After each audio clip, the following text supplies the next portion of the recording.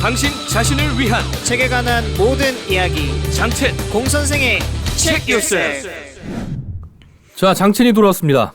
안녕하십니까, 공선생입니다. 네, 공선생도 돌아왔습니다. 네, 저도 돌아왔어요. 네, 여전히 머리에 동물을 달고서 일주일 동안 이렇게 달고 사니까 기분이 어땠어요? 아, 동물 네. 몰라요. 아, 동물 몰라요? 아니요. 아는 동물이 없나요?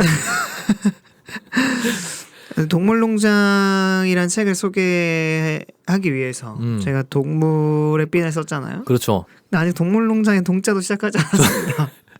동물농장이 궁금했지만 아, 네. 소련의 탄생과 그렇죠. 조지 오웰의 탄생과 죽음. 그렇죠. 네, 그 동물농장을 언제 시작하나? 아, 스탈린이 뭐 짐승 같은 네. 새끼였기 때문에. 아, 그분도 동물로 그렇네요. 네. 인간들이 다 동물이니까요. 아, 그렇죠. 네. 네. 어쨌든 오늘 저희 2부거든요. 2부. 네, 동물농장 줄거리 이제 진짜 얘기할 건데. 진짜. 아, 네. 네. 여기에 관한 배경 지식이 조금 필요하시다 하는 분들께서는 1부 보고 와주시면 되겠습니다. 네. 조지 오웰의 작가, 네.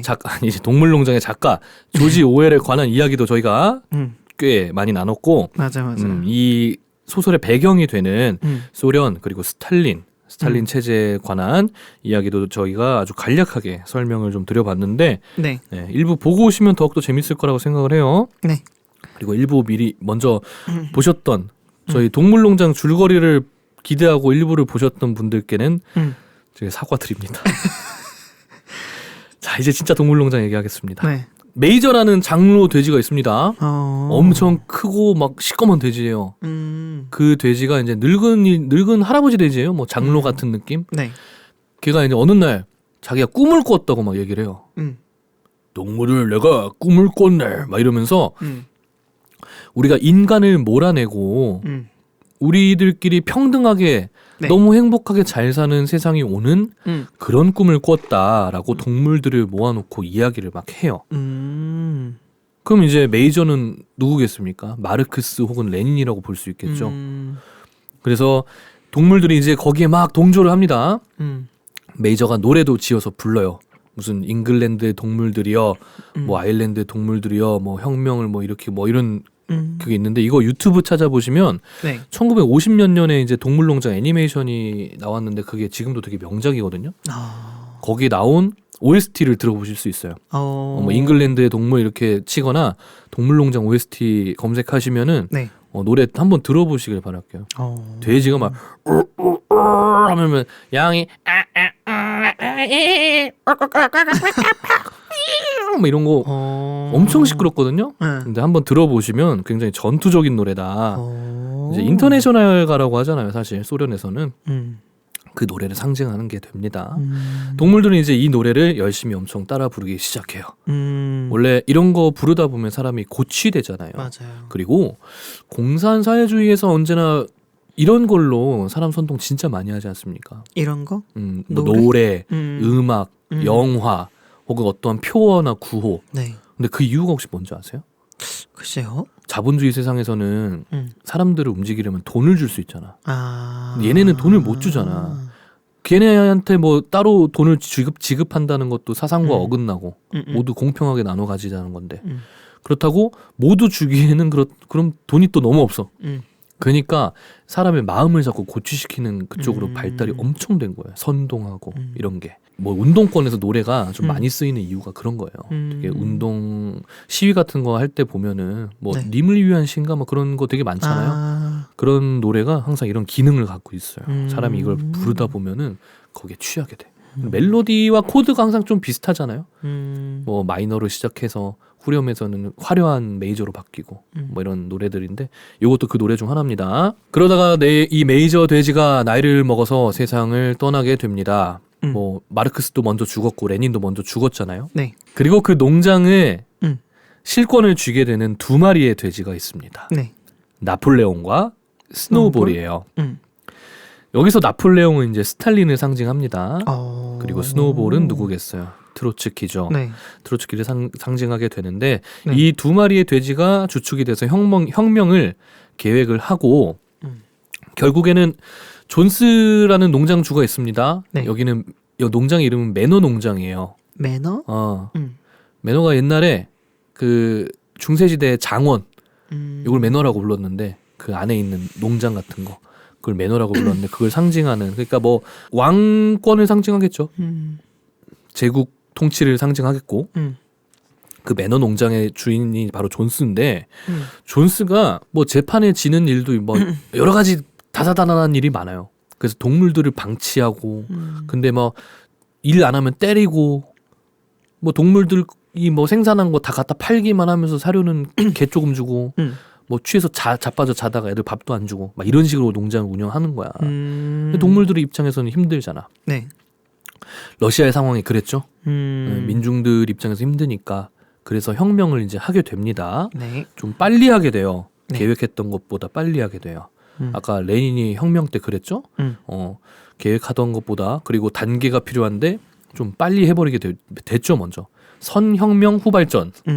그래서 결국 동물들이 존스를 쫓아내고 네. 막 이렇게 다 거위들은 이게 다리 막 이렇게 쪼고 막 돼지들은 막 밀고 뭐 당나귀는 팡팡 발로 까고 막 해서 존스를 쫓아냅니다. 네. 동물들이 이겼어요.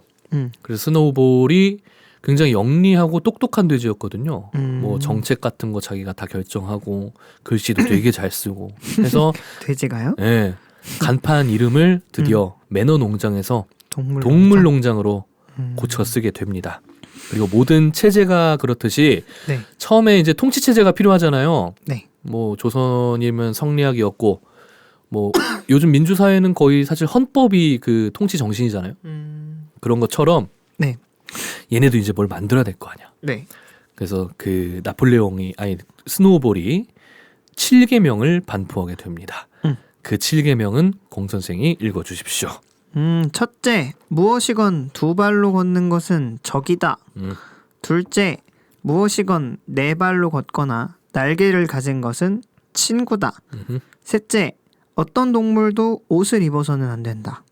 넷째, 어떤 동물도 침대에서 자서는 안 된다. 다섯째, 어떤 동물도 술을 마시면 안 된다. 여섯째, 어떤 동물도 다른 동물을 죽여서는 안 된다. 일곱째, 모든 동물은 평등하다. 네, 이렇게 7가지의 계명을 반포하게 됩니다.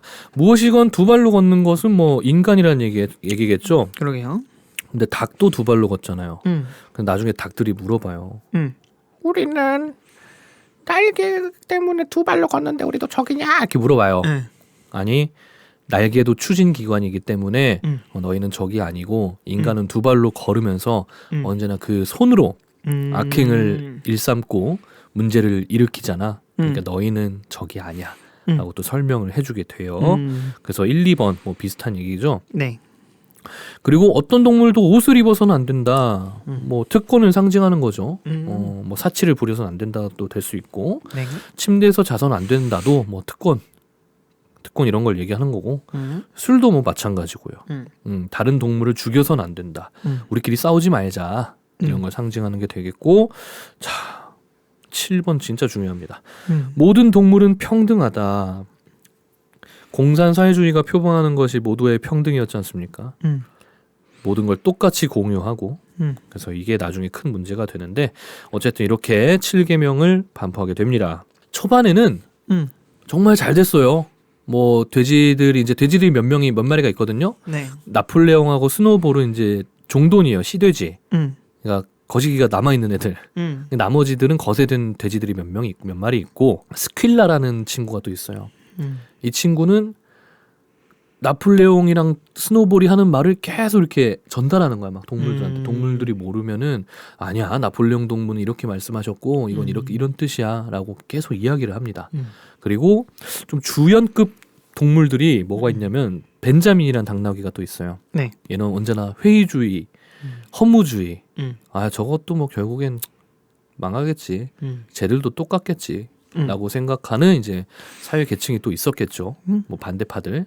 그리고 박서라는 당나귀가 있습니다. 복서. 말인데 당나귀가 아니고 말인데 진짜 우직해요. 나중에 동물들이 일하다 힘들면은 복서가 다 거의 해준다고 해도 무방하고 닭 뭐 대여섯 마리랑 뭐 고양이 뭐 몇 마리가 이렇게 와가지고 뭐 끌고 있는 것보다 말 한 마리가 그냥 가서 이렇게 우직하게 끄는 게 훨씬 빠르고 잘 되잖아요. 맞아요. 그런 와중에 음. 얘는 위에서 무슨 일이 일어나건 농장에서 무슨 일이 일어나건 아니야 내가 더 열심히 하면 돼. 그럼 우리 세상은 좋아질 거야. 아니야 쟤들이 저렇게 얘기하는 것도 다 의미가 있고 뜻이 있을 거야. 이런 마음으로 우직하게 일만 합니다. 굉장히 그 노동자 계급을 상징하는 그런 거죠. 민중과 노동자 계급, 뭐 프롤레타리아라고 하나요? 프롤레타리아라고 하나요? 네. 그 계급을 이야기하는 상징하는 이제 동물 박서가 있고요. 아무튼 이 동물들의 활약으로 초기에는 굉장히 번영하게 됩니다.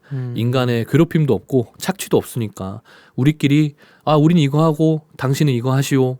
막 이런 식으로 이걸 오늘은 요걸 먼저 생산하고 요건 이렇게 나눕시다. 이렇게 하면 처음에 얼마나 좋아요. 그죠? 모든 집단이 처음엔 되게 잘 돌아가잖아요. 깃발까지 만들어요, 애들이. 소련의 깃발이 빨간 바탕에 네. 이 낫하고 망치가 이렇게 크로스되어 있는 국기가 있잖아요. 그거랑 똑같이 초록색 바탕에 발굽하고 뿔이 이렇게 딱 크로스되어 있는 아주 귀여운 국기도 만들고요. 이제 매주 일요일마다 그 깃발을 이제 개양하면서 또 막 노래 부르고 그 앞에서 막 이런 노래 부르고 회의도 막 하고 매주마다 뭐 회의 계속 열어가지고 우리는 이게 뭐 이렇게 했으면 좋겠습니다 하고 굉장히 아주 그냥 합리적으로 뭐 민주주의적으로 이게 뭐 어폐가 좀 있을 수는 있는데 뭐 갑자기 좀 다른 얘기하자면 마르크스가 꿈꿨던 공산주의는 민주주의가 동시에 수반이 돼야 했어요 항상. 그러니까 공산주의 내에서 민주주의를 통하여 뭐 당 간부를 선출한다든지 뭐 지도자를 뭐 선출한다든지 이런 과정이 무조건 필요하다. 그래서 사람들이 민주주의의 반대가 공산주의라고 알고 있는데 그거는 뭐 반대라고 할 수 없는 개념이죠. 그쵸. 공산주의에는 민주주의가 반드시 수반되어야 되기 때문에 뭐 이때도 마찬가지죠. 뭐 회의로 언제나 모든 의견을 나누고 공유하고 뭐 새로운 것들을 결정하고 이게 이제 민주주의의 가장 기초 아닙니까? 네. 어쨌든 이렇게 회의까지 막 하게 됩니다. 스노우볼은 뭐 각종 위원회 무슨 운동 같은 걸 계속 주장하고 제창해요. 달걀 생산위원회, 네. 깨끗한 꼬리 동맹, 야생동물 재교육위원회, 네. 더욱 흰털 생산운동 등등. 그렇죠. 이런 운동과 위원회들을 조직해서 더욱더 좋은 사회를 만들려고 부단히 노력합니다. 달걀 생산위원회는 이제 뭐 암탉들로 구성된 그렇겠죠. 네, 그런 친구들이고 깨끗한 꼬리 동맹은 이제 소들, 암소들. 야생동물 재교육위원회가 이제 쥐들이나 이런 뭐 조그만 밖에 왔다 갔다 하는 동물들이 있잖아요. 얘들을 데리고 계속 교육을 시켜서 교화를 시키는 거야. 이게 잘 안 돼요. 뭐 가르쳐 놓으면 다음날 까먹고 또 쥐들이 뭐 옥수수 훔쳐가고 있고 막 그러고 있고 이제 더욱 흰털 생산 운동은 양들이 더욱더 하얗게 예쁜 털을 만들 수 있도록 뭐 앞으로 잘 씻고 좋은 거 먹고 이렇게 잘 지냅시다.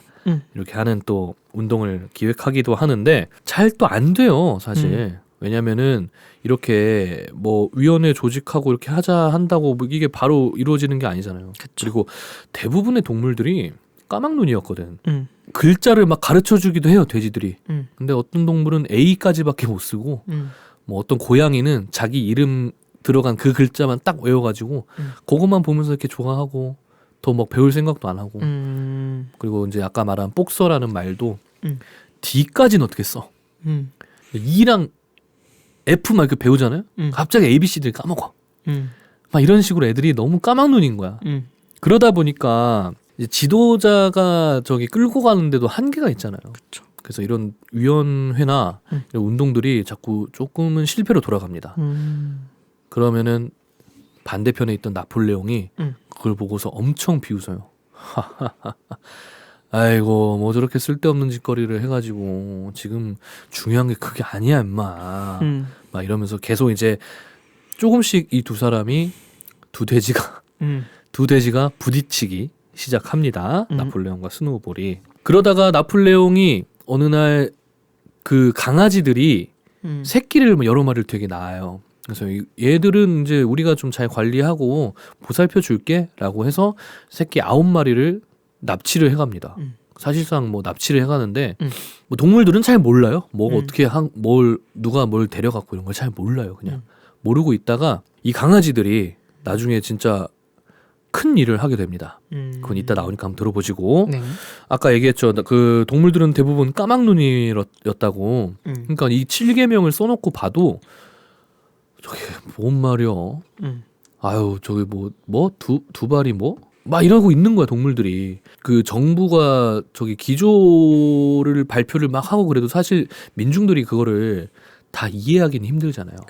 거창하게 뭐 신경제 뭘 도입해서 글로벌이 어쩌고 이런 얘기 백날 떠들어도 그래서 저놈이 나쁜 놈이야 뭐요? 이런 거에 관심 있잖아요. 사실 우리는. 그것처럼 이 동물들도 그런 걸 상징했던 거죠. 그래서 스노우볼이 결국에는 이 7계명을 축약해줘요. 4발은 좋고 2발은 나쁘다. 요걸로 그냥 너네는 그냥 요렇게만 알고 살아 라고 축약을 해서 또 반포를 해줍니다. 되게 많은 것들이 좀 생략돼 있죠. 결국에는 피하 구분이 우선이다 라는 뜻으로 이게 비춰질 수도 있잖아요. 인간과 우리는 적이다. 이 이야기만 하게 되는 거잖아요. 우리나라가 그랬잖아요. 처음에 반공정서 있을 때 그리고 공안정국 있을 때 무조건 북한이 주적이어야 되고 지금도 주적인 건 맞지만 사람들의 일생의 목표가 공산당 박멸인 것처럼 자꾸 이제 그렇게 사상주입을 했잖아요. 이것처럼 정권 초기에는 이렇게 좀 피하 구분을 먼저 하는 게 그런 걸 상징한다고 보시면 되겠습니다. 그러다가 우유를 이제 암소들이 짜가지고 오다 놨는데 없어졌어 갑자기. 뭐야 어디 갔어 하고 있는데 나중에 보니까 돼지들이 자기네들 사료에다가 우유랑 막 사과를 넣어가지고 되게 맛있는 시리얼을 만들어 먹고 있는 거야. 그래서 동물들이 의아해해요. 아니 모두가 공평하게 나누고 그래야 한다면서 왜 니들만 우유 가져가서 사과 가져가서 막 먹냐 이렇게 물어보니까 이제 스퀼라 아까 얘기했죠. 돼지 스퀼라란 친구가 아니야 야 돼지들은 농장을 막 운영하고 이끌고 해야 되니까 야 니네는 이렇게 밖에서 이거 일만 하면 되잖아. 근데 이 돼지들은 막 머리도 쓰고 너네 잘 때도 밤새 고민하고 막 그래. 그니까 조금 더 잘 먹고 잘 그렇게 해야 너희들도 편한 거야. 그리고 생각해봐라. 너네 이 돼지들이 이렇게 운영하고 이러는 거 제대로 안 하잖아? 그럼 나중에 존스가 돌아와서 니들 다 죽여. 조심해야 돼. 이렇게 얘기를 해요. 하나의 적을 설정함으로써 또 민중들을 이제 단결시키는 거죠. 이게 단결시키는 방법이 여러 개가 계속 나오는데 뭐 모두가 그렇잖아요. 이걸 했다가 안 먹히면은 이제 점점 강한 걸 쓰게 되고 그런 식으로 이제 계속 반복하게 되지 않습니까? 그래서 여기서 요건 또 그런 공포 정치나 뭐 이런 걸 상징하게 되는 건데 이 스퀼라라는 돼지가 상징하는 바가 뭐냐면은 사실 그거예요. 어떤 인물이라기보다는 기관, 언론, 선동지. 그래서 그 당시 소련에서 이제 프라우다라는 언론사가 있었습니다. 그걸 상징한다고 보시면 돼요. 근데 이 프라우다가 진짜 아이러니하게도 진실이라는 뜻이래요. 진리라는 뜻인데 그걸 상징하는 이제 스퀼라 보시면은 말하는 것들이 다 그런 식이잖아요. 선동하고 왜곡하고 뭐 이런 것들을 상징한다고 알고 계시면 되겠습니다. 근데 뭐 너네 이제 존스 진짜 쳐들어온다 막 얘기하고 있는데 그러다가 시간이 지나서 존스가 진짜 쳐들어와요. 다른 농장주들 이제 인간들이죠. 자존심 상하지. 뭐 거위한테 다리 쪼여가지고 쫓겨났다 막 이런 얘기 하니까. 그리고 무엇보다도 이 혁명의 소식이 다른 곳으로 전해지지 않겠습니까? 농장주들 입장에서는 아니 잠깐만 그럼 우리 동물들도 이렇게 하면은 큰일 나는 거 아니야? 라는 생각이 들었기 때문에 농장주들이 연합을 해서 이 동물 농장을 치러 와요. 여기를 조져놔야 얘들 뭐 이걸 보고 다른 놈들이 안 따라할 거 아니냐. 이건 이제 아까 보시면은 뭐 영국 프랑스가 연합군으로 얘들을 도와주고 적백 내전 있었다 했잖아요. 네. 그런 걸 또 상징하는 게 되겠죠. 지금 이것도 보시면 보니까 되게 언어논 매칭이 돼요. 그래서 되게 알기 쉽고 참 쉽게 읽히는. 근데 또 동물들이 주인공이다 보니까 지루하지도 않고 그런 좋은 재밌는 책인데 네. 자 그래서 쳐들어옵니다. 뭐 스노우볼이 지휘를 해요. 뭐 저기 들어오기 전쯤에 닭들이나 거위들이 먼저 앞에서 문 지키고 있다가 뭐 다리 한 번씩 쪼고. 근데 그게 뭐 그렇게 치명상은 아니잖아요. 그러다가 동물들이 밀려요. 밀리니까 인간들이 이제 막 쫓아 들어올 거 아닙니까? 근데 그것도 알고 보니까 매복 작전이었던 거야. 양쪽에서 당나귀 말이 팍 튀어나오더니 인간들을 발로 빡빡 때리고, 그리고 다 이제 인간들이 또 져요. 스노우볼의 지휘 하에서 동물농장이 또 승리를 하게 됩니다. 얼마나 좋을까요, 그죠? 동물들이 막 모여가지고 또 막 이런 노래를 부르고, 그 전투의 이름을 외양간 전투라고 명명을 하게 됩니다. 이거는 이제 아까 얘기했듯이 적백내전과 연합궁이 침공했던 그 에피소드를 패러디한 거겠죠. 아까 말씀드렸다시피 이제 이 혁명의 소식이 다른 농장들에게도 전해졌다고 했어요. 그게 이제 스노우볼이 비둘기들을 계속 보내서 여기서 이런 일이 있었다. 너희들도 할 수 있다. 혁명해라. 이렇게 계속 이제 작업을 쳐왔던 거야. 그래서 이제 소련 중심으로 연방 국가가 탄생을 했잖아요. 많은 국가들이 공산화가 됐었고. 그것처럼 여기서도 얘들이 그렇게 했는데 네. 나폴레옹이 갑자기 반대를 하기 시작하는 거야. 아니야, 야, 뭘 굳이 그렇게 해. 우리끼리 지금 봐봐 잘 돌아가잖아. 우리끼리만 해도 잘 할 수 있어. 하지 마. 라고 반대를 합니다. 스탈린은 혁명에 이게 퍼지는 걸 멈췄다 그랬죠. 그것처럼 똑같이 상징하는 그런 대립이 일어나기 시작하고요. 스노볼이 막 얘기합니다.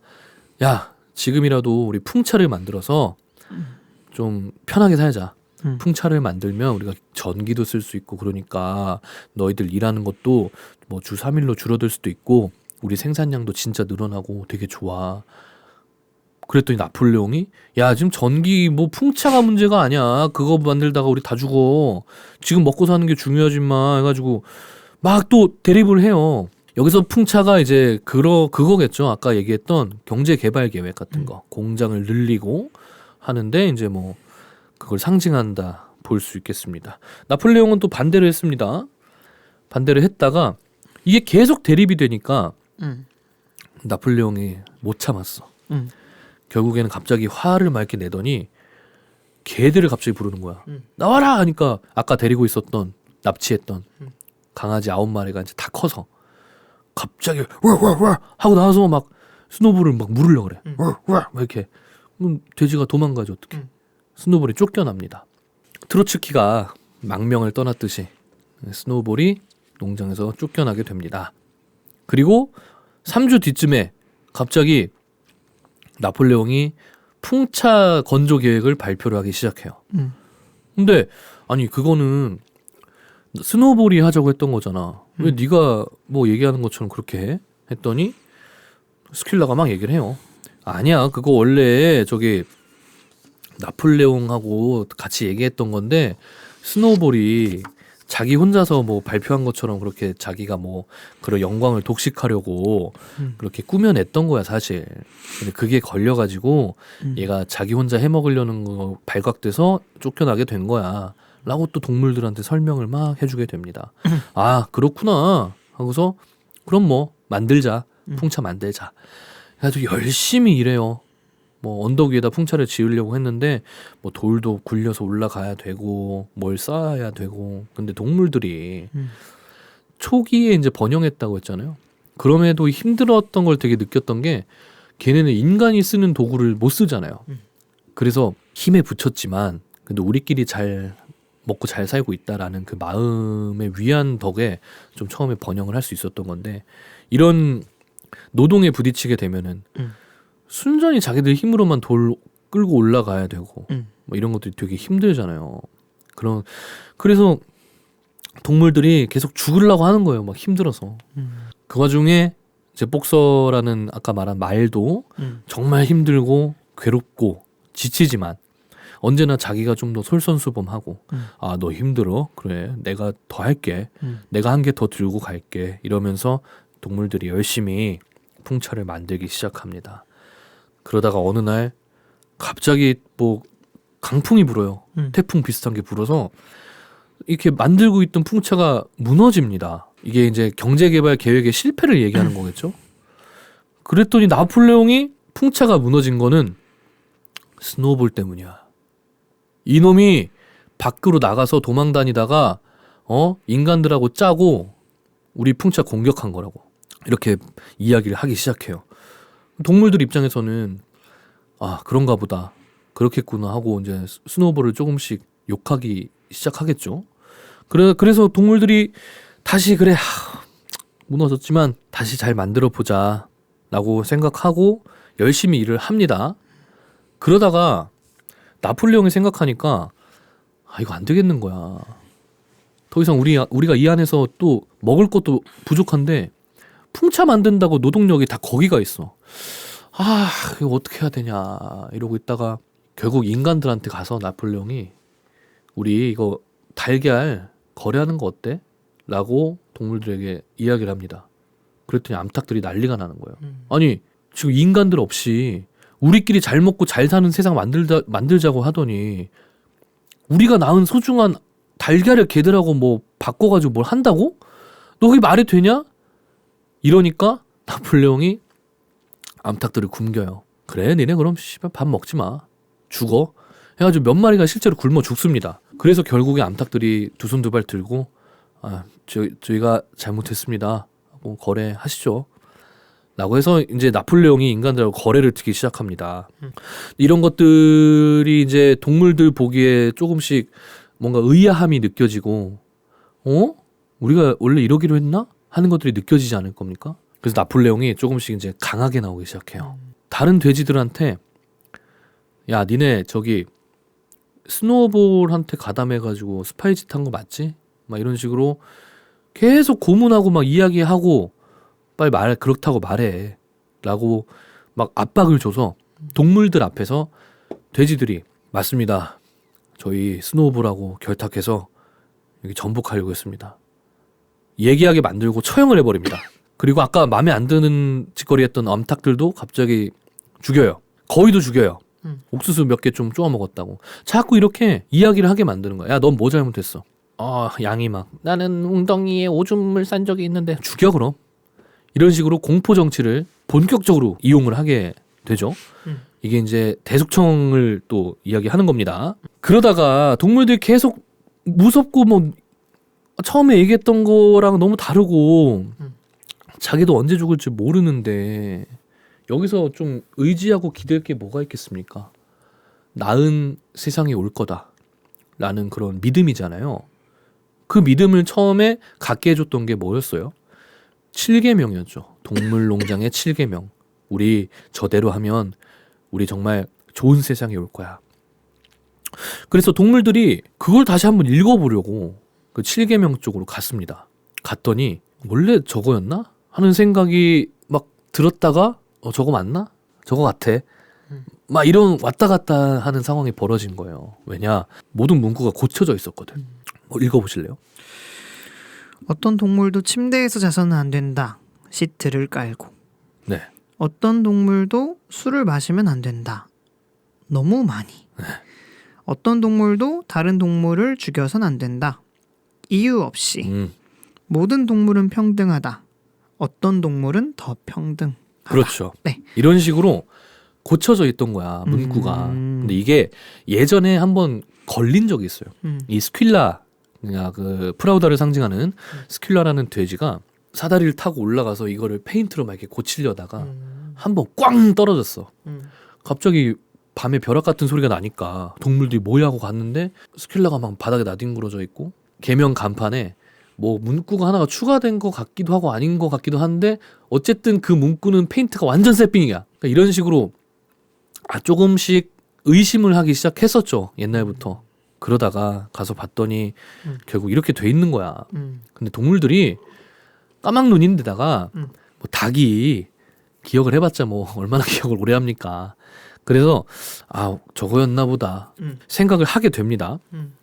이게 다 왜 그러냐면은 나폴레옹이랑 몇몇 돼지들이 침대에서 자는 걸 봤고 술을 먹은 걸 분명히 봤어요.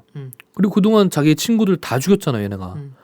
그리고 다 평등하다고 했는데 뭐 누가 누굴 죽이고 자꾸 막 이런 일이 일어나니까 의아해서 이걸 보러 갔는데 이걸 보고 동물들이 하고 납득을 합니다. 어떤 동물도 시트를 깔고 침대에서 자서는 안 된다. 그냥 자는 건 돼. 그리고 어떤 동물 그리고 술을 너무 많이 먹지만 않으면 된다. 그리고 이유 없이 동물 죽이면 안 되고 제일 중요한 게 어떤 동물은 더 평등하다. 모두가 평등한 사회를 꿈꾸고자 공산사회주의를 이제 채택을 했는데 그러다 보면 당연히 모든 집단이 그러하듯 기득권이라는 게 생기지 않습니까? 여기서 말하는 평등이라는 거는 그냥 이 이퀄라이제이션을 얘기하는 게 아니고 그냥 어느 정도 가진 그걸 얘기한다고 보시면 될 것 같아요. 그래서 우리는 더 평등하다라는 말이 그러면 좀 이해가 되죠. 우리는 좀 더 좋게 살 수 있는 권리가 있는 거다라고 생각을 하시면 돼요.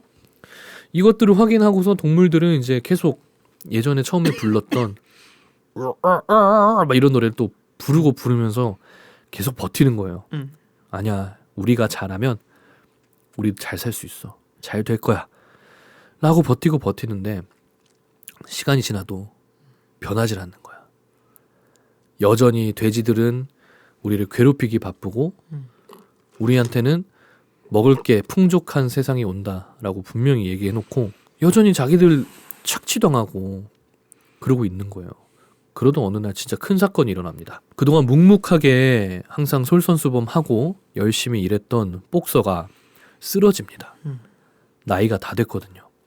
말 나이로 이제 뭐 10살이 넘어가면 이제 좀 은퇴해야 될 나이다 보니까 복서는 나중에 저 예전에 나폴레옹하고 얘기를 했었대요.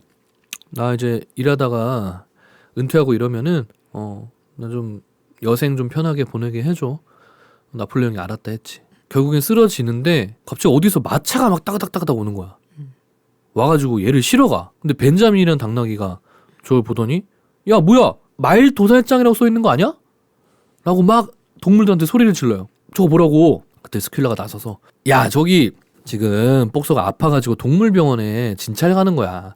근데 의사가 중고차를 얼마 전에 샀는데 그 요즘도 학원차 보면은 스티커 이렇게 막 다 뗐다 붙였다 할 수 있잖아요. 그것처럼 저걸 이거 안 떼어서 그래. 병원 가는 거야 병원. 이렇게 진정을 시킵니다. 그래서 동물들은 다시 해산을 하게 되는데 3일 뒤에 복서가 결국 사망했다라는 걸 발표하게 돼요. 근데 그 와중에도 죽어가는 와중에도 나폴레옹 동무가 있어서 그동안 내가 이렇게 잘 살 수 있었다. 나폴레옹 만세, 동물농장 만세를 외치며 죽어갔다. 라고 스큘라가 발표를 합니다. 되게 익숙한 장면이죠 이런 것들. 네. 그렇게 발표를 하게 되고 동물들은 이제 슬픔에 빠졌죠. 근데 그 슬픔에 빠져있는 와중에 그날 밤 농장에 위스키가 한 박스가 또 배달이 된 거야. 좀 뭐야 하고 봤더니 뭐겠어요? 복서를 갖다 판 거지. 돼지들이. 그걸 이제 술 처먹고 노는 거야. 이건 또 뭐겠습니까? 우리 노동자 계급들이 어떻게 되든 말든 착취해서 결국엔 자기네들 뱃속 채우는 그런 정권들을 이야기하는 거겠죠. 막 이제 위스키 먹고 놀고 그러고 있는데 그날 저기 이웃의 다른 농장주들이 또 여길 시찰을 와요. 여기 뭐 관리가 잘 된다고 해가지고 구경을 오게 됩니다. 구경을 오게 돼서 야 막 칭찬을 하는 거야. 야 우리 여기가 혁명을 했다고 해가지고 우린 걱정만 했는데 여기 하는 거 보니까 아 이렇게 통치하면은 되는 거구나. 많이 배웁니다. 막 이렇게 얘기하면서 막 화기애애해져요. 화기애애지면서 막 뒤풀이 같은 걸 하는 거지. 모아놓은 위스키 가지고 이제 뒤풀이 하면서 카드 게임을 이제 합니다. 이 인간들이랑 나폴레옹을 비롯한 돼지 몇 마리랑 카드 게임을 하게 되는데 막 이제 게임 하다가 이게 딱 냈어 둘 다. 근데 에이스가 2장인 거야. 스페이드 에이스가 똑같은 게 2장이 있는 거야. 누군가 하나는 바꿔치기를 했다는 얘기잖아. 누구를 속이기 위해서. 이것도 뭐겠습니까? 소련 체제에서 다른 국가들과 또 연합하고 이런 척 하면서 또 지들끼리 뒤통수 치고 뭐 전 내전도 일어나고 뭐 이랬던 시대상을 또 본 거겠죠. 그래서 얘들이 이제 막 멱살을 잡고 싸워. 야 뭐야 이거 밑장 빼기 한 거 아니야? 어이 정마담 급해 봐봐. 막 이러면서 막 싸우고 막 멱살 잡고 때리고 뒹굴고 난리가 난 거야. 동물들이 또 안에서 우당탕탕 하고 있는 소리가 들리니까 뭐요? 하고 가서 본 거죠. 가서 봤는데 이게 나폴레옹 한번 보고 인간을 이렇게 한번 보고 돼지들을 이렇게 한 번씩 보고 또 다른 사람들을 이렇게 둘러봤는데 누가 누군지 구분이 안 되더라. 그래서 뭐 너무 이상한 거야 애들이. 얘들이 너무 이상해가지고 이게 이럴 리가 없어. 뭐 하는 거지? 누가 누구지? 쟤네 뭐 하고 있는 거지? 라는 생각이 들어서 아까 그 개명판으로 다시 가봤어요. 우르르 다시 갔어. 근데 모든 게 다 지워져 있고 하나의 문구만 딱 남아있는 거예요.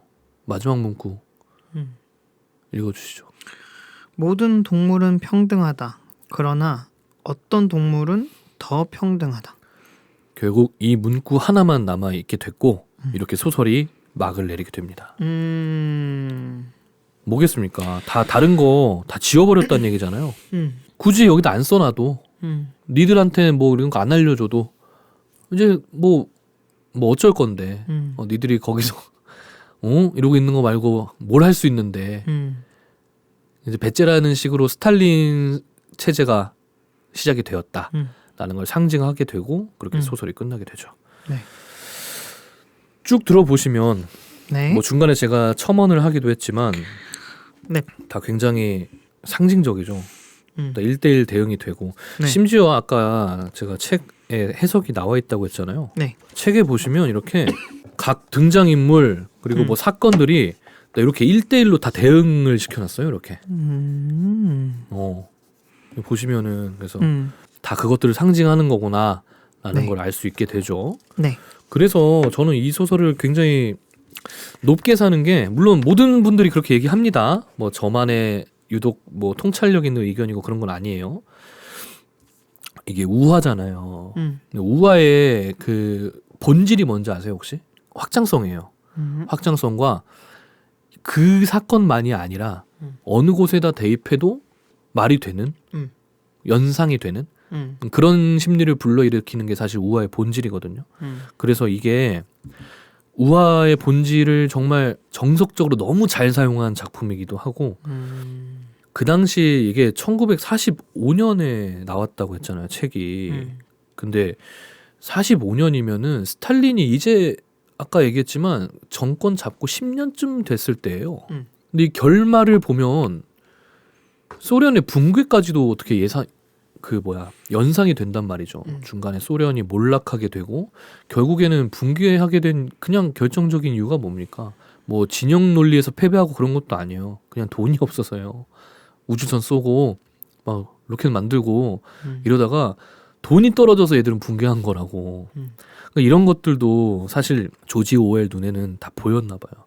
그 당시를 살아가는 사람들 눈에는 안 보였겠죠. 사실 그 당시를 살아가는 그 세상을 지배하고 있던 스탈린 눈에도 그리고 그 민중들 눈에도 그 붕괴 그리고 몰락까지 가는 그 여정이 보이진 않았을 거라고 생각해요. 저는.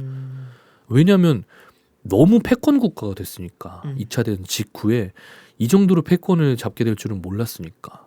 물론 좀 뭐라 해야 될까 대공황 여파도 있었고 2차 대전 때 소련이 그렇게 피를 많이 안 흘리기도 했고 뭐 그것도 꽤 크긴 하겠지만 이렇던 소련이 이렇게 무너져 버리다니 다들 예측 불허한 일이 일어났다라고 그 당시 많이 얘기를 했었는데 오웰은 달랐던 것 같아. 통찰력이. 참 이런 것들을 볼 수 있었구나. 왜냐하면 여기도 마찬가지예요. 그 부패가 시작됐다라는 걸 느껴졌던 대목이 어디였냐면은 돼지들이 우유를 뺏어가서 먹기 시작한 그 순간부터였거든. 그러니까 오웰 눈에는 그게 보였던 거지. 스탈린이 그렇게 조금 자기 멋대로 하기 시작하는 걸 보자마자 이거는 결국 몰락한다. 결국 망하겠구나. 라는 거를 이제 알게 됐던 것 같은데 동물농장 보면서도 그런 게 많이 느껴집니다. 그때 이제 뭐 오리들이나 다른 소들이 좀 더 저항했더라면 어떤 일이 일어났었을까? 어땠을 것 같아요, 만약에? 돼지들이 처음에 우유 막 가져가서 먹었는데 동물들이 야 같이 먹기로 했잖아. 스틸러가 옆에서 막 아니야 이거는 돼지들이 야 그런 게 어딨어 하고 막 와 우 쓰레기 막 이래. 이랬으면은 동물농장의 결말이 어떻게 됐을 것 같습니까? 글쎄요 그런 상상력까지는 해보지 못했는데 저는 그게 문제인 것 같아요. 그 그 시기가 그 모든 단체나 모든 체제나 모든 뭐 국가나 이런 거에서 공산주의가 약간 실패하게 된 딱 그 시점이 딱 그건 것 같아요. 이게 자본주의 사상에서는 네. 누군가가 뭘 더하면 추가적인 보상을 해주잖아요. 근데 공산주의로 가기 위해서는 그런 것들이 없이 평등함을 얘기해야 되는데 그때부터가 좀 잘못인 것 같아요. 누군가는 일을 더해서 더 받고 싶고 누군가가 봤을 때 저 친구는 일을 좀 덜 해서 덜 받아야 될 것 같은데 이것을 단순히 평등의 가치로 두게 되니까 전 그때부터가 이제 균열의 시작이라고 생각이 들었거든요. 네. 그래갖고 이거는 약간 피할 수 없었지 않을까. 만약에 그 상태에서 다른 동물들이 뭐 저 잘못이야 무조건 평등해야 돼가 안 되니까 결국 공산주의를 실현하지 못했던 게 아닐까라는 생각이 들어가지고 그렇게 되들었다면 어땠을까 하는 상상력을 발휘해보지는 못했네요. 맞아요. 제가 이 질문을 하는 것도 네. 결국엔 시기가 늦춰졌을 뿐일 것 같아서 네. 그랬던 거건데 계속 서울의 봄 얘기하는데 네. 서울의 봄을 보면서 사람들이 분노했던 이유가 되게 뭔지 알아요? 왜요? 단순히 전두환이 저지른 악행 때문이 아니라 이걸 막을 수 있는 결정적인 순간들이 정말 많았구나 라는 걸 느꼈대요. 네. 뭐 그때 이 전화를 받지 않았더라면 만약에 김재규가 다른 곳으로 갔더라면 이런 것부터 해가지고 이런 것들이 있었더라면 저렇게 되지도 않았을 수도 있는데 근데 그런 얘기를 듣고 나서도 저도 근데 시기적으로 늦춰지지 않았을까? 그렇게 했다면은 다른 방법을 썼겠지. 그렇죠. 그렇게 하고자 하는 놈이었는데 라는 생각이 들면서 동물농장도 약간 그런 식이었어요. 그래서 뭐 그 체제도 그렇고. 네. 근데 결국에는 우리나라 뭐 얘기도 있고 우리나라에서 있었던 역사적인 사건들도 이제 뭐 비슷한 구조를 가졌던 게 많았고 뭐 누가 뭘 잡았는데 결국엔 부패하게 되는 변질되게 되는 사실 이거는 변질을 욕하는 거잖아요. 사회주의의 변질을 욕하는 거잖아요. 근데 개인적인 경험으로도 우리는 이랬는데 그러니까 어쨌든 개인이 아니고 그러니까 집단에서 일어나는 일이니까 내가 몸담고 있던 집단은 이랬는데 뭐 이게 좀 변질이 되었다, 변모되어 가고 있다라는 경험을 해보신 적 있습니까? 그렇다기보다는 네. 제 경험을 막 이렇게 사실적으로 말하기보다 저는 그때 좀 공감했어요. 그 스퀼라였죠? 네. 스퀼라가 돼지들이 우유랑 사과를 몰래 먹고 있을 때 이 돼지들은 더 에너지를 많이 쓰니까 더 에너지를 많이 축적해둬야 한다라고 얘기했을 때 전 오히려 거기에 되게 공감을 했어요. 왜냐하면 저는 약간 오지랖 그 쓸데없는 책임감이 좀 있는 편이거든요. 그래서 제가 몸담고 있었던 단체나 어떤 모임 같은 데에선 약간 좀 과할 정도의 책임감을 가지고 있었던 사람이었던 것 같아요. 근데 거기서는 항상 뭔가 그 돼지들처럼 네. 에너지를 조금 더 쓰고 뭔가 더 고민을 하다 보니까 보상을 좀 요구하게 되는 시기들이 한 번씩 오더라고요. 야, 나는 너희들보다 그래도 여기에서 더 많은 걸 노력했고 더 많은 시간을 썼는데 내가 여기서 이거 정도 받는 게 그렇게 어려운 일이야? 라고 생각이 들었던 때가 있어가지고 저는 아까 그 대목에서 되게 오히려 돼지들을 조금 옹호하는 왜냐하면 저는 자본주의를 신봉하진 않지만 자본주의를 꽤 좋아하는 편에 속하는 사람이라서 더 그런 것 같기도 해요. 네. 그래갖고 저는 그럴 때 항상 참았어요. 그러니까 내가 보상을 받아야 되지 않나 라고 생각을 할 때마다 참고 에이 뭐 내 경험에 도움이 되겠지 뭐 나중에 언젠가에 좋은 쓰임이 있겠지라고 생각을 해왔는데 만약에 여기서 제가 그거를 다른 방식으로 이용해서 네. 거기에서 뭔가 얻을 수 있는 걸 몰래 뒤로 뭐 횡령하거나 갈취하거나 그 아까 나폴레옹이란 돼지처럼 그랬다면 저희가 있었던 모임이나 단체들도 일찍이 끝나지 않았을까라는 생각을 하기는 해요. 안 걸리면 되잖아요. 안 걸리면 되죠. 근데 이거는 또 양심의 문제니까. 그래서 항상 그러진 않고 뭔가 더 바라거나 누군가를 흉보거나 하지 않았던 것 같아요. 만약에 제가 조금 악했더라면 네. 변해가는 변모의 과정을 좀 있게 설명해 드릴 수 있을 것 같은데 제가 그러진 못했습니다. 양심적인 분이시군요. 아, 네, 저 그래요. 저는 뭐 양심적인 건 아닌데 뭐 좋게 말하면 양심적인데 나쁘게 말하면 겁이 많아서요. 저도 뭐 어느 집단을 가든 네. 사실 사람 성향상 어쨌든 앞머리에 좀 튀어나와 있는 사람이잖아요. 근데 저는 좀 달라요. 네. 보상을 원한 적은 없거든요. 근데 이제 뭐 다른 형태의 보상이 오기 때문에 내가 만족한 걸 수도 있겠지만 저도 그런 경험 좀 많아요. 뭔가 나한테 몰리게 된단 말이에요. 뭐 회비를 걷어도 그냥 그럴 때마다 저도 시험에 되게 많이 들어요. 근데 이게 뭐라고 이거 갖고 이러고 있으면 안 되지. 저는 겁이 많아서라기보다는 되게 이런 하찮은 일에 뭔가 내 인생의 카르마를 좀 허비하고 싶지 않은? 할 거면 좀 크게 하든가 뭐 한 20억 단위로 하든가 그래서 그래가지고 저도 그런 것들 많이 느꼈었는데 그 보상 얘기하니까 또 생각나는 게 네. 어쨌든 이것도 사상에 의한 지금 사건들이잖아요. 여기서 문제가 됐던 거는 모두가 같이 평등해야 되는데 누구 하나가 뭔가를 더 가져가서 문제가 됐잖아요. 그렇죠. 근데 우리 세상은 또 그렇지가 않잖아요, 지금.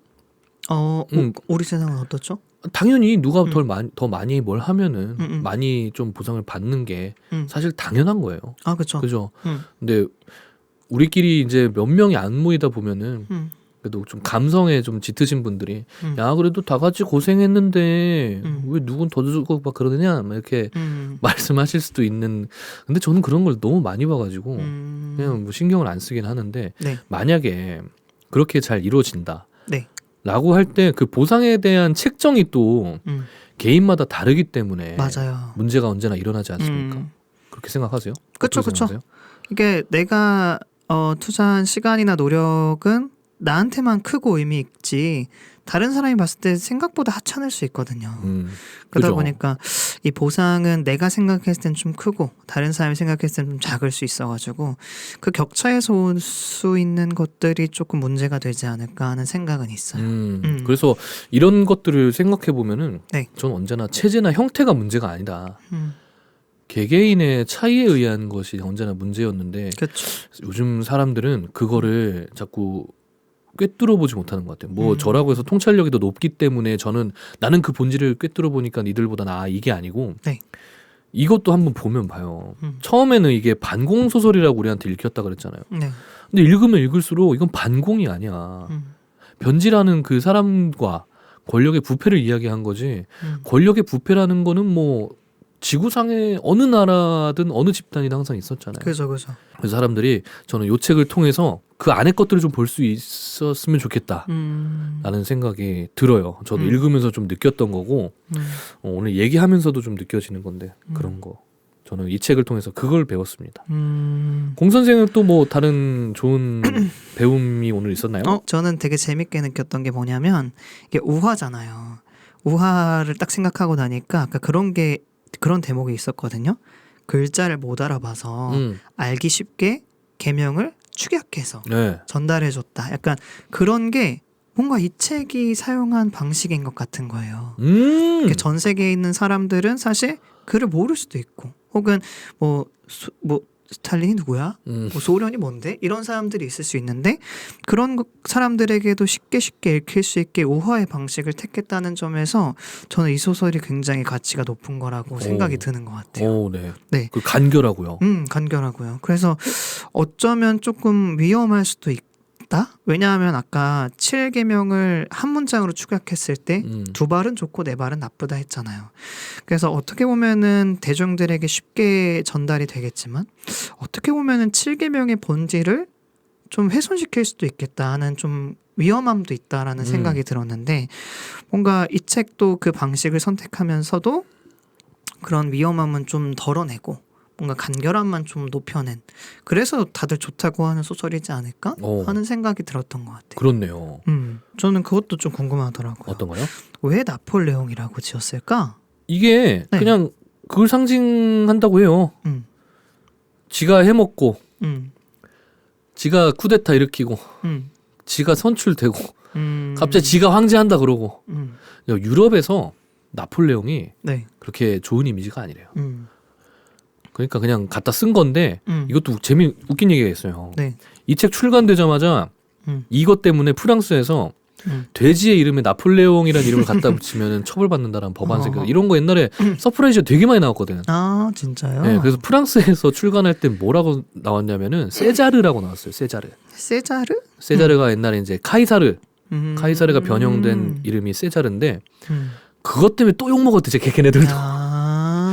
이게 그렇다고 여기다 카이사르를 붙이냐 이 새끼들아? 막 이러면서 또 욕먹어가지고 뭐 되게 웃지 못할 해프닝이 되게 많았다. 이런 얘기가 있는데 나폴레옹이 그걸 상징한다고 하죠. 스노우볼은 왜 스노우볼일까요? 스노볼링. 뭔가 점점 굴러가면서 커지는 영향력 그렇죠. 거잖아요. 네. 그래서 뭐 이게 정확하게 상징한다고 볼 수는 없는데 어쨌든 다 의미는 좀 있다고 해요. 뭐 메이저도 그렇고 처음에. 그러니까 이게 저는 항상 이런 걸 되게 궁금해하거든요. 이게 1대1 대응이 된다고 했잖아요. 그러면은 작가도 이름에까지 어떤 의미를 뒀을 텐데 왜 스노우볼이라고 했을까? 뭐 이런 게 좀 궁금하기도 하고 네.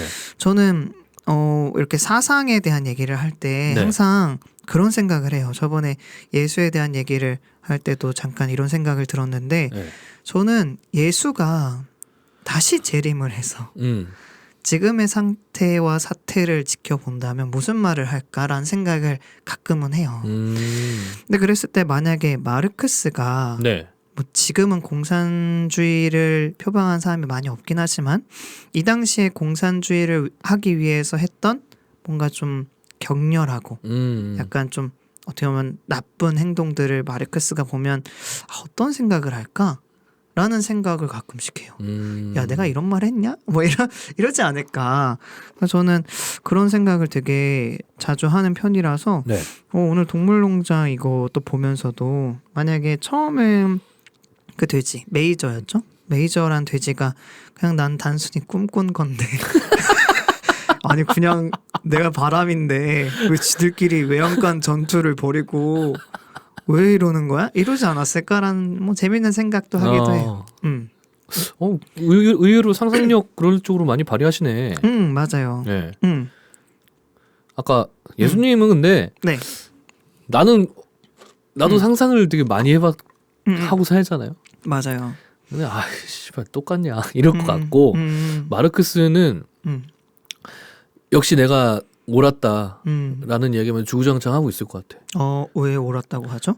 원래 자기 이 신념 박혀 있는 사람들한테는 이거 안 보여.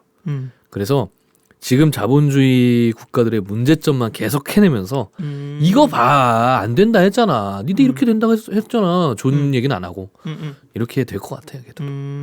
걔도 약간 이게 꽉 막혀 있어요, 사람이. 친분이 좀 있으신가요? 네, 저기 털보 새끼 그거. 너무 웃긴 게 옛날에 그 우리나라에서 뭐 털보 무슨 국밥인가 뭐 간판이 있었는데 거기 무슨 뭐 정금자 할머니 무슨 집 해가지고 할머니 사진 있고 이런 거 있잖아요. 근데 옛날에 털보 국밥집 뭐 해가지고 근데 옆에 마르크스 사진이 있는 진짜요? 뭘 모르고 그냥 갖다 썼나 봐. 근데 그 짤이 유명해지면서 마르크스한테 막 이렇게 털보국밥이라고 부르는 사람이 꽤 많았어요. 그래요? 국밥충이라고도 하고 막. 그래서 좀 친근해요 마르크스랑. 국밥충 웃기다. 친해졌어. 여기 되게 재밌는 얘기가 많은 것 같아요. 어떻게 보면 공산주의를 가기 위한 방법들이라던가 네. 자본주의나 사회주의 네. 뭐 이런 것들 얘기하면 되게 재밌을 것 같은데 저는 그걸 한번 겪어본 적이 있어요. 공산주의를요? 네. 뭐냐면 제가 대학교를 갈 때 이제 친구가 경제 캠프를 가보자 해가지고 재밌겠다. 제가 전공을 경제를 했기 때문에 내가 앞으로 배울 거에 대해서 좀 미리 알아보고 그러는 기회가 되겠다 해갖고 갔는데 거기가 약간 좌익 단체였던 그래서 거기서 2박 3일 동안 뭘 얘기하냐면 자본주의 몰락, 사회주의와 공산주의에 대한 교육을 2박 3일 동안 계속해요.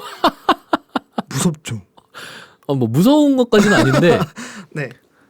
뭐 이제 모르는 사람이 갔다면은 충분히 거기에 동화돼서 나올 수 있겠다. 그러니까 근데 이게 20살을 대상으로 하니까 저는 그때는 오히려 별 생각이 없어서 그냥 재밌네라는 생각을 했거든요. 네. 근데 갔다 오고 나서 이 수업들을 되짚어 보니까 뭔가 좀 무서운 거예요. 와, 이렇게 어떻게 보면은 신천지 활동 갔다 온 느낌? 그니까 네. 종교랑 그럼- 뭐 다른 게 없지. 그니까요. 그것처럼 와, 좀 큰일 날 뻔했다라는 생각이 좀 들더라고요. 그래서 그런 것들도 있었어요. 이게 막 그러면서 우리가 미디어나 영화 같은 데서 예전에 이제 독립 후에 그런 것들로 되게 많이 갈등이 있었잖아요. 뭐 그쵸. 빨갱이나 뭐 네. 이런 좌냐 우냐에 따라서. 그래서 만약에 그 당시에 나였으면 난 진짜 큰일 잡혀가는 정도잖아요. 배실다. 국가 뭐라고 하죠? 국가 보안법 같은 걸로 이제 뭐 박정희 때 네. 국보법이라고 했으니까. 그런 거 좀 무섭더라고요. 갑자기 그런 게 생각이 나면서. 그렇죠. 아니 뭐 그걸 떠나서 소련에도 그랬지만 아니 뭐 남로당 가입해서 이거 하면은 쌀 준대. 아, 맞아요. 그래서 서명했는데 어느 날 군인들이 막 오더니 이 새끼들 빨갱이라면서 쏴 죽이고 막 그런 일 비일비재했잖아요 그때. 그러니까 그러면서 막 나중에 막 내가 그런 생각을 했어요. 취직할 때 네. 뭔가 이런 반체제적인 모임에 들어갔다는 이유로 나도 빨갱이가 되는 건가? 막 체증돼 있고 막. 네. 막 사진도 막 이렇게 찍혀 있을 거 아니에요. 거기서 막 게임 같은 것도 했거든요. 막 즐겁게 막 이렇게 하고 있는 걸 보면 너 이 새끼 너 이렇게 될까봐 막 그런 것도 좀 무서웠던 거. 네. 그건 좀 무섭다. 근데 무섭잖아요. 네. 응. 친구 따라갔는데 친구가 좀 원망스럽네요. 근데 무섭다. 공포를 느낀다는 게 별게 아니다. 내 의도랑 다르게 그렇죠. 누군가 나에게 위해를 가할 수도 있다. 이게 공포잖아요. 그런 의미에서 되게 무서웠던 것 같고 뭐 얘기할 게 또 그것도 생각이 났어요. 뭐요? 우리 대학교 처음 다닐 때만 해도 네. 운동권 학생회가 있었잖아요. 많았죠. 네, 그때 문선이라고 아세요? 네. 그 노래가 계속 맴돌더라고요. 아까 동물들이 노래를 외친다고 할 때 뭐 그 노래를 제가 들어보진 않아서 생각이 안 날 수밖에 없었지만 전 문선이 자꾸 떠오르더라고요. 저도 그 문선하는 애들 노래 중에 좋아하는 거 되게 많아요. 네, 노래 좋은 거 많아요. 네. 저는 학생회 누나 돕는다고 앞에서 문선에 춤췄거든요. 이렇게 뭔가 치열업 해주는 듯한 느낌으로 막 이렇게 네. 팍착 이렇게 하면서 춤췄던 게 이래서 노래를 하는 건가라는 생각이 들면서 맞아요. 네, 재밌더라고요. 자본주의 세상에서도 먹히는 방법입니다. 그렇긴 하죠. 네. 문화라는 게 사람들에게 침투해서 뭔가 하기에는 참 뭐 좋은 방식 중에 하나니까. 아니 막말로 우리 지금 구독자 72명 됐거든요. 아, 네. 우리가 오늘 했던 얘기부터 시작해서 우리가 되게 미묘하게 조금씩 이제 공산주의가 근데 사실 되게 괜찮지 않나요? 이런 얘기 하기 시작하잖아요. 네. 그 72명은 그 중에 절반 이상은 생각해보니까 그렇네? 이 생각 하게 된다니까 진짜. 완전 전향이 목적이 아니야 원래 선동이라는 그쵸. 거는. 지금 나의 그 스테이블한 상태에 대한 의심이 시작인 거지 완벽한 전향을 목표로 하진 않아요 선동이라는 게. 그래서 참 미디어라는 게 무섭긴 한데 이렇게 무관심 속에 버려져 있는 우리 미디어도 너무 더 무섭다 난. 연말 중에 네. 100명 안 됐고 이미 사실상 확정이잖아요. 그렇죠. 하지만 뭐 네. 오늘 요 책이 좀 유명한 책이다 보니까 유명한 책인데 오늘 다른 얘기를 너무 많이 했네. 그죠? 근데 책 얘기는 뭐 없다고 했잖아요. 그러니까요. 책 줄거리는 그냥 내가 1.5배속으로 편집을 할까 생각 중이야. 우리 뒤에 나온 얘기가 너무 많아가지고. 맞아요. 그러면서 저는 마지막으로 복서. 네. 너무 슬퍼요. 박서. 네. 너무 슬픕니다. 아주 너무 슬퍼요. 네, 진짜. 너무 슬퍼요. 그 책에도 계속 나와요. 얘가 하는 생각들 말, 동물들이 얘를 어떻게 되게 따르고 얘들이 동물들을 얼마나 많이 보듬고 감싸주는지 그게 나오는데 그것 때문에 더욱더 이입이 되는 것 같아요. 저는 굳이 여기 동물농장에 저를 비유하자면 저는 복서에 대척되는 인물인 것 같아요. 반대? 네, 반대되는 대척점에 서 있는 사람인 것 같은데 네. 전 열심히 안 하면서 입만 이렇게 나불나불 그 중에 동물 중에 고양이가 그래요. 고양이입니다. 그 저렇게 해서 뭐해 공양이. 하면서 그냥 뭐 시키면 그래도 하는 척 하다가 네네. 옆에 사람들 막 모아가지고 야 이거 좀 너무하지 않냐? 야 이건 지들끼리 해먹으려고 완전 진짜 싸가지 없는 놈들이네. 이런 역할이다 보니까 저는 복서 같은 사람들 볼 때 좀 슬프다는 생각을 많이 했거든요. 어떤 의미로? 아 이게 저 비용신 이런 슬픔? 뭔가 생각이 없다라고 말하기엔 좀 뭔가 나쁜 표현인 것 같은데 한심해 보이나? 뭔가 약간 그런 아. 느낌이 드는 것 같아요. 왜 저렇게까지의 정도? 자기가 얻을 수 있는 건 충분히 얻고 잘못된 건 바꿔 나가야 되는데 근데 보통 이제 우리 뭐랄까 옛날에 조상님들이나 뭔가 농촌에 사시는 분들이라던가 이런 분들은 그냥 아유 뭐 나라가 하는 게 다 맞겠지 뭐 하면서 그냥 우리는 우리 일만 열심히 하면 돼 하시면서 가끔씩 손해보고 사시거나 그런 분들이 약간 오버랩이 돼요. 어떻게 보면 소시민들이 좀 많이 생각이 뭐 그렇다고 제가 소시민적인 삶을 살지 않는 건 아니지만 이렇게 사는 사람이 결국엔 결말을 이렇게 맞이했잖아요. 복서는. 네. 그게 슬픕니다. 이게 진짜 현실 같아서 슬펐어요.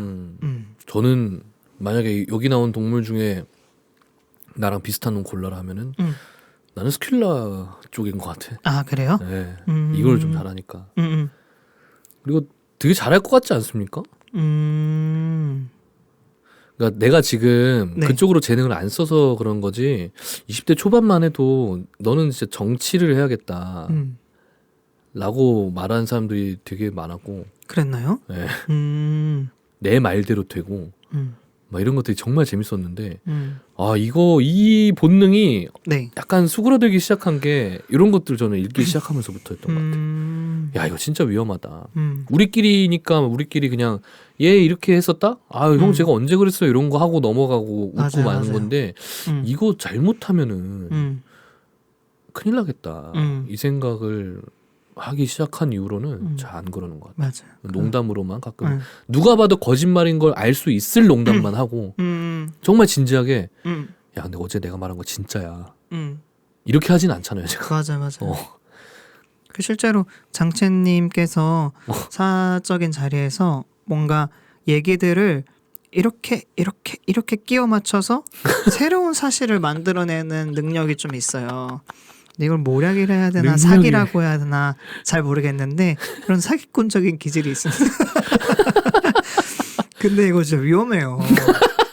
제가 옆에서 봐오면서 느낀 건데 이 장채님은 그냥 한마디 던진 거고 주변 사람들은 그 한마디에 오 이게 사실일 수 있겠구나 하지만 이 소문에 연루된 사람은 이 사실을 없애기 위해서 진짜 10마디를 하고 다녀야 돼요. 그렇죠.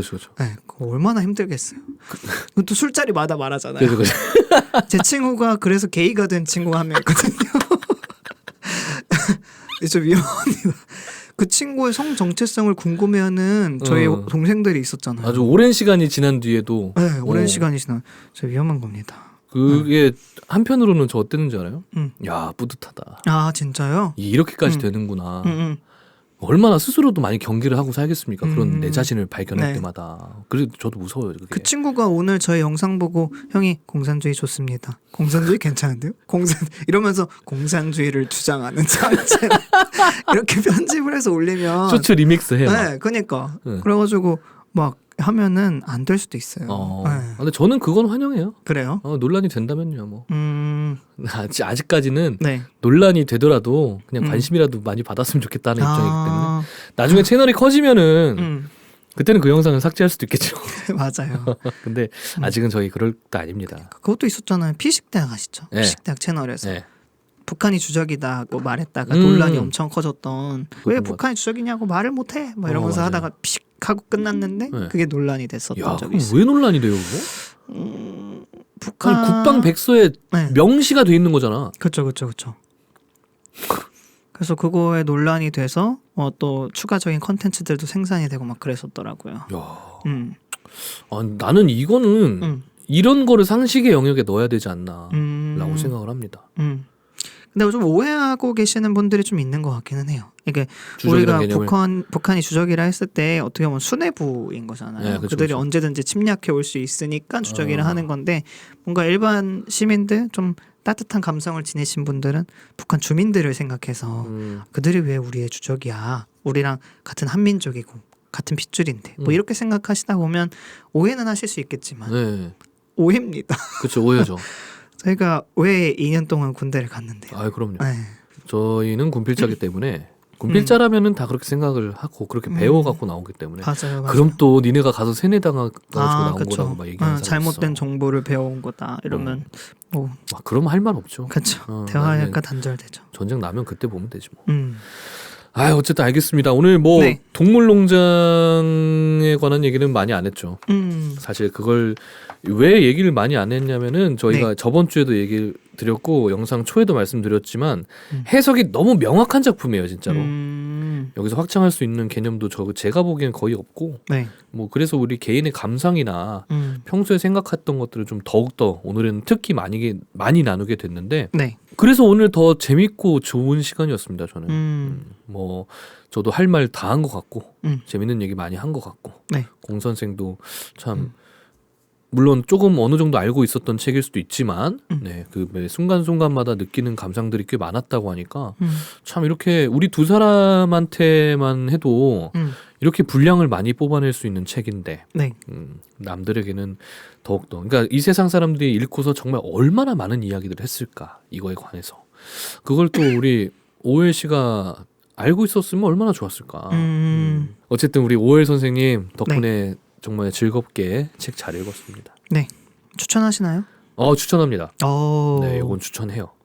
생각할 거리가 정말 많으실 거예요, 여러분들. 그게 우화하기 때문에 또 그래서 여러분들께서도 이 책 한번 읽어보시기를 저는 진심으로 추천드립니다. 네. 저는 예전에 한번 읽어봤었던 책이었는데 네. 이게 어떻게 보면 그 사회에 네. 대한 배경 지식을 네. 알고 보면 네. 진짜 재밌을 것 같다는 생각이 들어가지고 알고 나니까 오 이런 게 이런 거였구나 하는 좀 신기함과 재미남이 있었던 것 같아요. 네네. 좋습니다. 2부잖아요. 2부 올라갔을 때면은 저기 새해네요. 새해가 이미 바뀌었을 때네요. 용의 해입니다. 네. 여러분 용의 해인데요. 제가 용띠예요. 네. 저의 해이기 때문에 이제 여러분들께서 저에게 많이 좀 지원을 해주셨으면 좋겠습니다. 용띠면은 76년생 아니 무슨 소리야? 야, 뭐 76? 이게 아니야. 네. 구독과 좋아요로 그리고 댓글로 저에게 네. 많은 힘을 주시길 바라겠습니다. 다음에 또 좋은 책 들고 우리 공 선생이 나타나 주실 겁니다. 그때까지 맞아요. 여러분 건강하시고요. 더욱더 활기차고 행복한 새해 되시길 바라겠습니다. 새해 복 많이 받으세요. 새해 복 많이 받으세요. 안녕.